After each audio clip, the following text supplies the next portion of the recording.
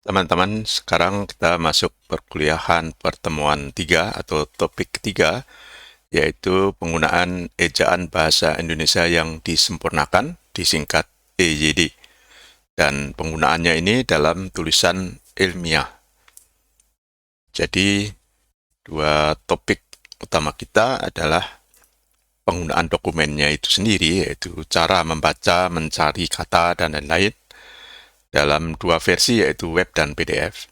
Yang kedua, penerapannya. Jadi pemilihan kata itu nanti akan dibahas secara khusus. Nah, sekarang baru cara menggunakannya dalam tulisan. Jadi memilih kata yang benar menurut ejaan.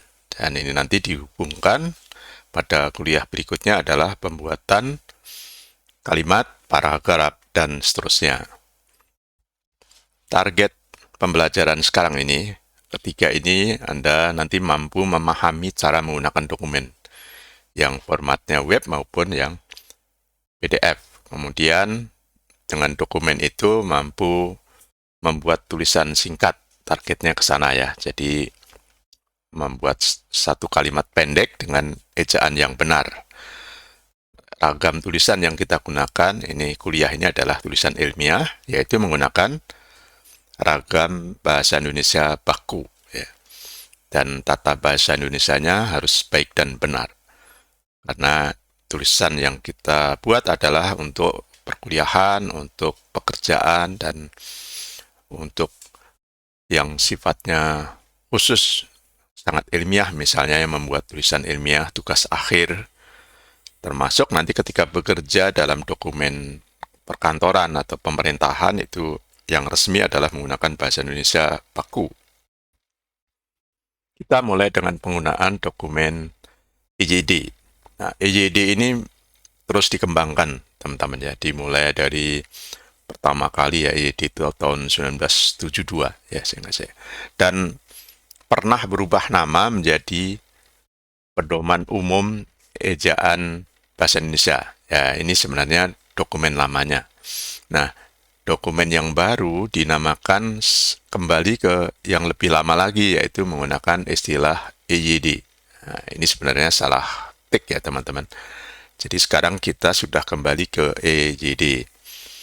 Meskipun sebagian besar sama ya, misalkan cara menulis tanda baca, cara menulis kata, cara menyerap kata dari kata asing dan kata daerah gitu ya.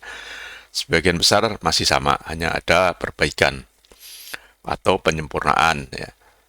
Nah, yang terakhir ini dirilis atau diterbitkan oleh pemerintah, Badan Pengembangan dan Pembinaan Bahasa, Kementerian Pendidikan, Kebudayaan, Riset dan Teknologi itu pada 16 Agustus 2022.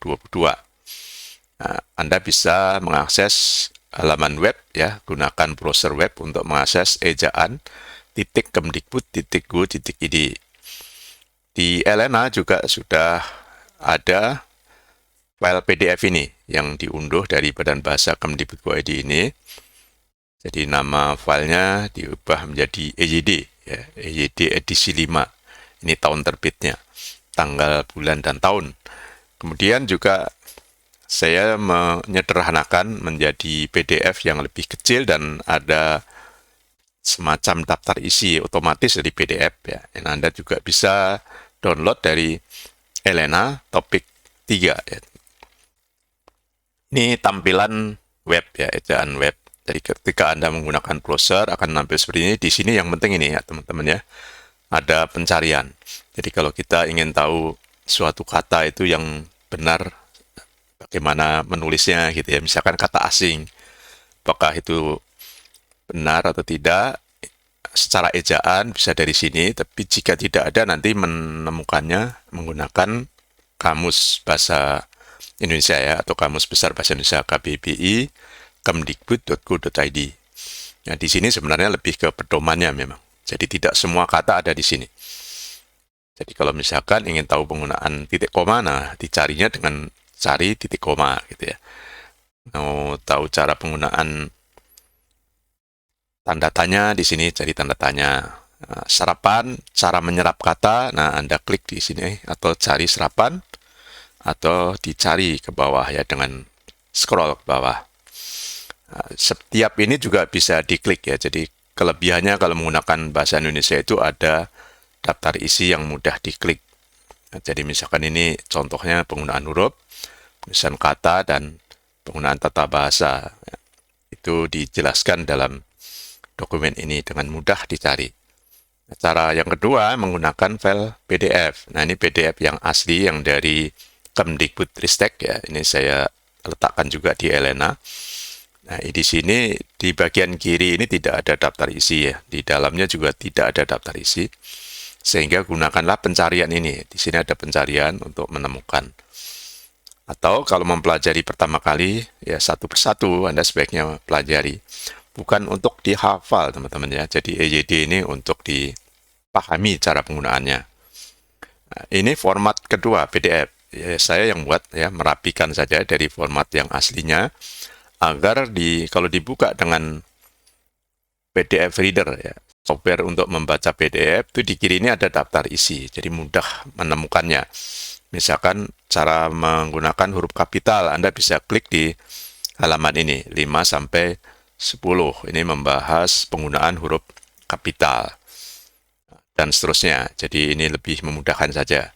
Tetap Anda dapat mencari dengan klik di bagian bulat ini pencarian, lalu ketikkan istilah atau cara penggunaannya ya. Misalnya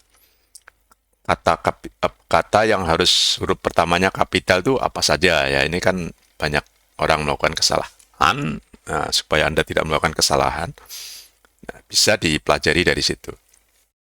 Tidak untuk dihafal ya, karena mudah dicari dan mudah dibaca dari web maupun dari PDF ini.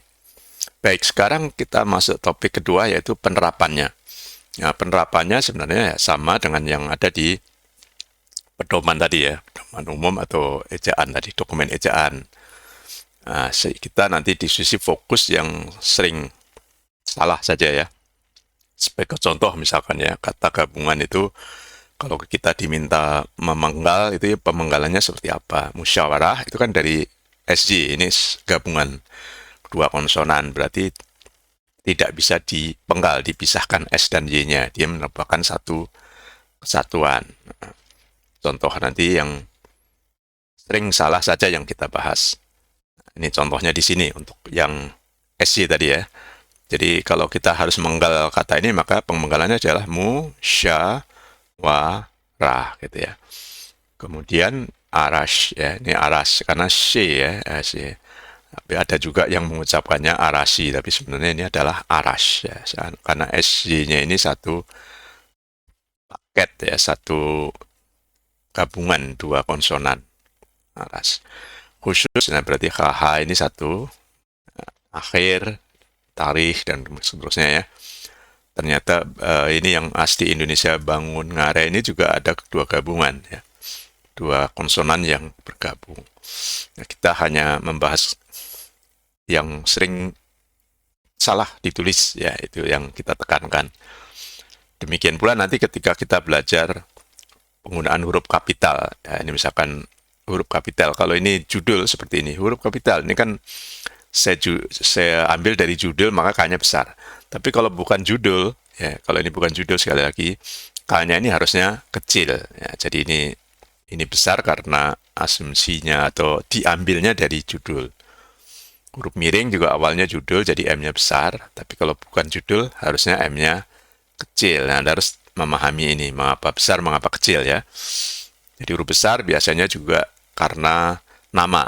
Jadi meskipun itu bahasa asing, kalau nama ya besar. Tapi kalau nama itu sudah menjadi istilah, maka berubah menjadi kecil. Contohnya itu kan Indonesia itu nama negara, I-nya besar. Tapi ketika kita mengindonesiakan itu menjadi kata kerja ya, maka I-nya menjadi kecil. Huruf miring ini biasanya digunakan untuk istilah asing ya. Kecuali sebagai nama ya. Jadi kalau nama istilah asing maka tidak dimiringkan. Karena nama ya. Nama contoh nama itu misalnya hukum Newton ya, N-nya besar, tapi Newtonnya tidak dimiringkan karena itu nama. Huruf tebal, nah tebal itu biasanya untuk menegaskan kata yang ada dalam italik. dan lain-lain. Ini hanya contoh penggunaan sebagian. Penulisan kata sekarang.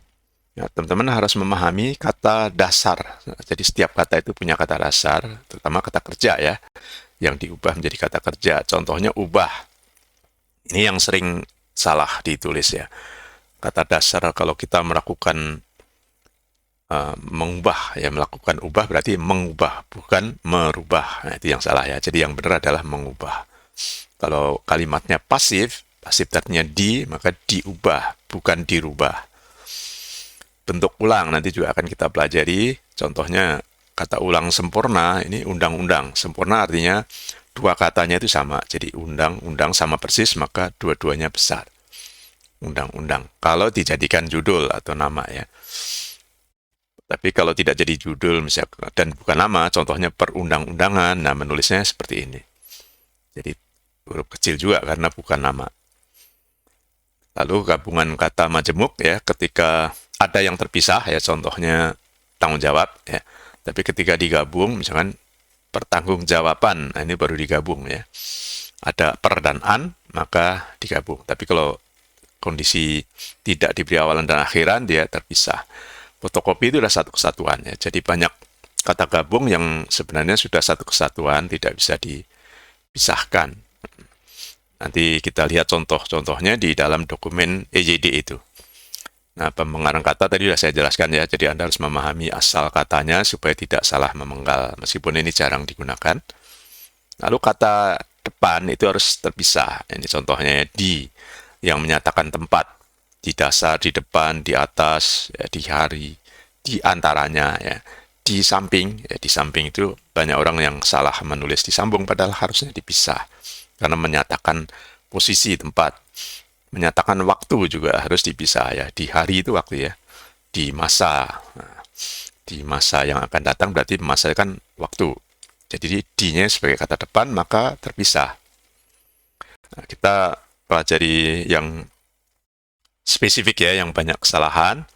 Penggunaan kata lah dan kah ya, itu biasanya disambung. Tapi ada beberapa kata nanti yang harus kahnya terpisah. Singkatan, nah ini yang sering salah ya teman-teman. Kalau singkatan akronim, contohnya itu titel ya, titel itu harus ada titik ya, harus ada titik di setiap singkatannya. Jadi meskipun itu gabungan huruf ya, seperti ini kom, singkatan dari komputer, maka komnya harus ada titik. S sarjana, nah, magister ya sama komnya komputer, jadi harus titik. Sarjana teknik berarti harus ada titik ya. Jadi singkatan yang akronim itu titik, yang terutama ini yang banyak melakukan kesalahan adalah titel ya, untuk titel. Lalu penulisan angka ya dalam kata. Jadi ke angka yang lebih dari satu itu tidak boleh ada titik di ujungnya ya. 1.1.1, misalkan bab 1, 1, nah setelah angka terakhir tidak boleh ada titik. Bab Romawi 1, A besar 1 juga tidak ada titik di kanannya. Nah, kemudian penggunaan kata ku ya, ku, kau ya, kau punya, mu ya, bukumu. Nah, jadi itu harus disambung, bukuku, bukumu, bukunya, ku jual. Jadi penggunaan kata aku yang disingkat ya. Kecuali hanya beberapa saja ya, biasanya kau ya. Kau telah hadir itu singkatan dari engkau, maka dia tetap terpisah. Tapi kalau kau bawa, nah, kau bawa itu kan satu kesatuan, itu disambung. Kata sandang, nah, sandang ini contohnya si, ini dipisah ya, si, sang, kecuali sang pencipta ya, menyatakan Tuhan itu huruf besar. Lalu ini juga banyak orang melakukan kesalahan ya teman-teman, penggunaan kata titik, koma, dan lain-lain ini harus menyatu dengan huruf sebelumnya, jadi tidak boleh dipisah ya, titik itu. Koma, titik dua, dash atau minus ya, kata hubung, kata pisah, kalau panjang itu disebut kata pisah.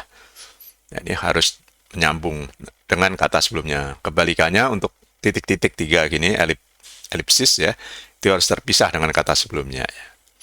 Tanda petik itu harus nyambung ya, tanda petik, petik 2, petik 1, tanda kurung, kurung siku atau kurung besar ya, kurung kurawal kadang disebut ya, ini kurung kecil. Nah, ini harus menyambung dengan kata setelahnya dan kata sebelumnya.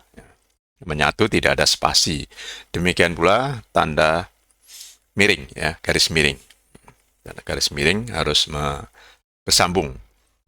Nah, ini serapan sekarang ya. Jadi di buku ejaan itu bagian belakang atau bagian akhir ada cara menyerap kata asing dan kata daerah. Ini contohnya kata asing, teman-teman ya.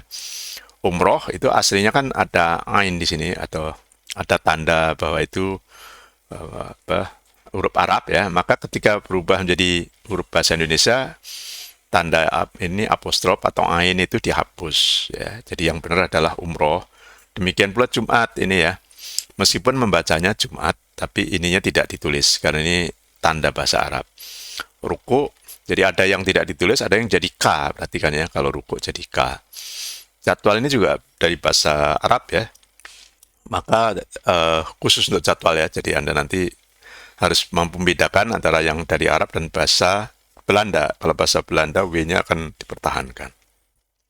Jadi karena ini awalnya dua kata yang berbeda ya. Dalam bahasa Arab itu kan jadawa, jadi D dan W-nya itu beda, bukan satu kesatuan, maka ditulis tetap jadwal. Takwa ya sama ya, ditulis hanya berubah Q-nya menjadi K. Kecuali nama ya teman-teman ya, nama yang tidak berubah. Contohnya Al-Quran itu nama, jadi tidak diubah. A-nya besar, pakai minus, Q-nya besar, dan Qurannya pakai ain ya, pakai bukan ain, pakai apostrof ya, pakai tanda bahwa membacanya harus dipisah, Al-Quran ya. Zuhur ini juga banyak yang sering salah tulis ya, harusnya menjadi Z. Nah ini tadi, jadi bedanya jadwal dengan kualitas. Ya, kualitas kan dari kata kwa ini yang menyatu dalam bahasa Inggris itu diubah menjadi kwa. Ya. Ini bedanya ya, termasuk juga quality contohnya ya. Nah, dalam bahasa Belanda ada kwitansi. Nah, ini beda kalau bahasa Belanda ya. Dari kwitanti maka tidak berubah menjadi harus diubah ya menjadi wi. Sama juga tadi yang kuadrat ya, harus diubah. Kuartal yang tidak berubah tadi hanya jadwal, teman-teman perhatikan ya. Yang lain-lain ini yang sering digunakan dalam bahasa ilmiah ya. Kata-kata seperti analis, ya analis berarti kalau ini kan kata orang ya, apa kata benda maksudnya, menyatakan seorang analis, berarti menulisnya seperti ini teman-teman ya. Bukan analis tetapi analis itu menyatakan orangnya.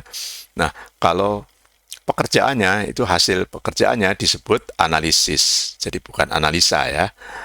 Jadi analisis ini juga sering salah ya, banyak orang sering salah menulis analisis, ditulisnya analisa. Jadi yang benar adalah sis ya, bukan sa. Ini perhatikan di sini. Analisis. Nah, direktur berubah menjadi direktur elektronik dan seterusnya. Kita lanjut ke contoh-contoh kesalahan yang lain ya. Tadi saya sudah jelaskan sekilas ya, penggunaan koma, titik dua, dan lain-lain itu harus menyatu ya. Jadi jangan ada spasi. Jadi harus menyatu. Kebalikannya untuk elipsis, ini harus ada spasi dulu setelah kata terakhir. Nah, ini banyak yang salah, nanti kita lihat sambil jalan ya. Ini contoh di sini sudah ada sebenarnya. Berikut ini teman-teman, ini kan contoh benar. Jadi titik dua ini menyatu dengan ini, tidak boleh dipisah dengan spasi. Demikian pula ini titik ya, ini contoh kan, contoh penggunaan titik yang benar seperti ini, lengkap langsung titik. Demikian pula titik dua, titik koma maksud saya, titik koma dan lain-lain. Tanda tanya, tanda seru, ini semua menyatu dengan kata sebelumnya, jangan Anda beri spasi ya. Ini tadi contoh yang lain dari singkatan ya. Jadi kalau singkatan atas nama itu kan ada yang nulis tanpa titik, yang betul menggunakan titik ya. Atas nama sampai dengan alamat ya. Jalan itu ada yang seperti ini, ada juga yang JL, nah, mungkin tidak dianggap salah ya. Halaman yang benar pakai titik ya karena singkatan, bukan hal ya. Nah, bapak ya, bapak itu umum di Indonesia dipakai titik, perhatikan ya, ini panggilan. Demikian pula saudara dan lain ya. Nah ini membedakan antara dokter dengan dokter. Kalau dokter itu profesi ya di bidang kesehatan, itu D-nya kecil. Tapi kalau dokter itu sudah menjadi doktor, ya, kuliah S3-nya sudah lulus, maka D-nya besar. Jadi seorang dokter yang dokter, maka ditulis dua ya. Dokter, titik, terus dokter. Nah, itu menunjukkan dokter, tapi juga sebagai dokter. Yang lain-lain sudah saya jelaskan ya, perhatikan, selalu ada titik di akhir singkatannya itu. Dan ini tadi penulisan nomor, tidak boleh ada titik jika lebih dari satu angka. Nih, penyalahan juga ya, penyalahgunaan penulisan kata. Jadi kalau Anda menggunakan kata yang ada kecuali, itu harus ada koma. Ini bahasa bakunya ya. Jadi kalau ada kalimat, terus kecuali ini di tengah, tetapi, kemudian ya, sebaiknya ada koma supaya mudah memahami pembaca itu ya. Namun itu ada yang mengatakan harus ganti kalimat, tapi boleh juga dalam satu kalimat, seperti tetapi.